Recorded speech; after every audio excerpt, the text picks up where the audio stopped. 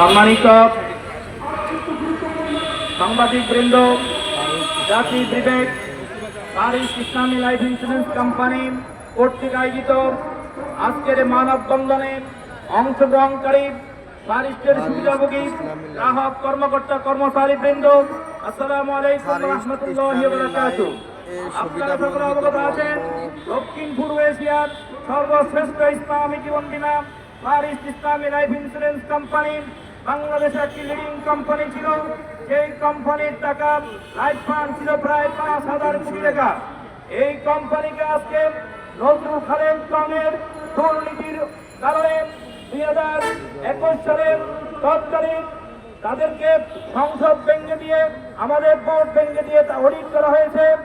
Bangladesh bank, IDR, দুদক এবং security exchange তাদের এই দুর্নীতির 3,000 কোটি টাকার একটি হিস্ট্রি দেওয়া হয়েছে।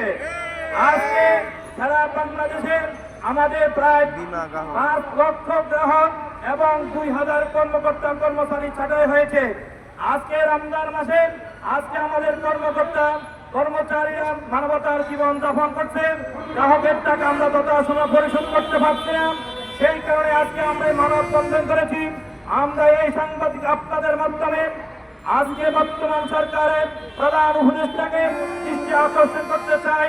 আমাদের যে আইনি প্রক্রিয়া শুরু হয়েছে, আইনি প্রক্রিয়ার মাধ্যমে আমাদের এই টাকা উদ্ধার করে গ্রাহকের টাকা দেওয়া নিশ্চিত করতে হবে। আমাদের বর্তমান চেয়ারম্যান যারা এই কোম্পানির উদ্যোক্তা পরিচালক ছিলেন, তাদেরকে দীর্ঘ 15 বছর এই কোম্পানির বোর্ড থেকে বাইরে রেখেছে।